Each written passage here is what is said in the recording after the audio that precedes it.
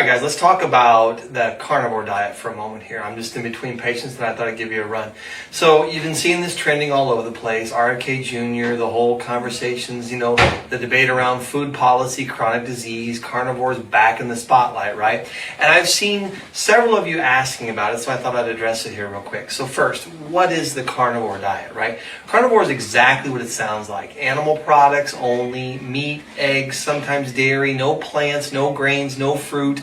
No vegetables, no fiber. It's an elimination diet taken to the extreme.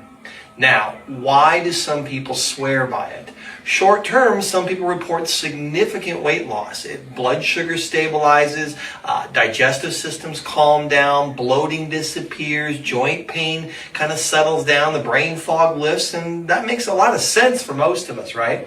If someone has been eating ultra-processed food, seed oil, sugar, refined carbs, and inflammatory junk, and then they suddenly switch to steak, eggs, and water, they're going to feel better. Of course they are, right? Because they just removed half the chemical stress in their life.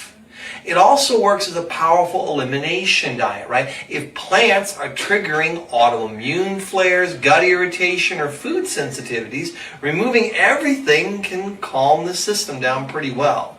And historically, this isn't totally foreign to us, right? If you look back at traditional Inuit populations, what used to be called the Eskimos, right? Their ancestral diet was largely animal-based. Fish, marine mammals, fatty meats, very little plants ever. Nothing grows up there, right? And historically, chronic diseases for them, the diabetes, the obesity, the cardiovascular disease, the heart problems, they just weren't there, right? But here's the important part. Once Western processed food, refined sugars, white flour, industrial oils, seed oils were introduced, chronic disease rates exploded in their population. Diabetes, heart disease, obesity followed the same pattern we see everywhere else around the world. So it wasn't an all meat that was actually protecting them, or was it really that the ultra-processed foods being pulled away or skipped in their diet helped them? So that's the deeper question we have to look at. So let's slow it down a little bit. Long term, that's where the modern carnivore conversations kind of get a little complicated. Critics come out right away and say, oh my gosh, the micronutrients aren't there, there's going to be gaps, you're not going to have fiber, and this is going to raise questions about microbiome and yada, yada, yada. All right, then how did the Inuits do so well? They survived it. They didn't have those problems. So again, I start thinking modern life and the indoor society and all the stress, all right, maybe it taxes that.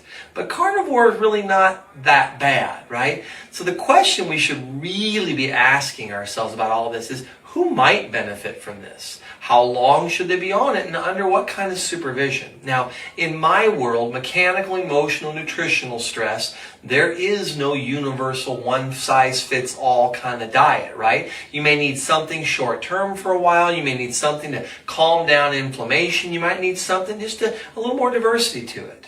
Nutrition is not a religion. It's not a crusade. It's a tool. And tools are used for a purpose, not to be worshipped. So if you're considering a carnivore diet, don't just copy someone on social media. Understand why you're doing it. Measure something. Have a plan. And know when to expand back out of it once you're done. Because health isn't about extremes, right? It's about intelligent application. And that's a very different conversation than headlines and hashtags. I'm Dr. Sean, and I'm the Robin Hood of Healthcare.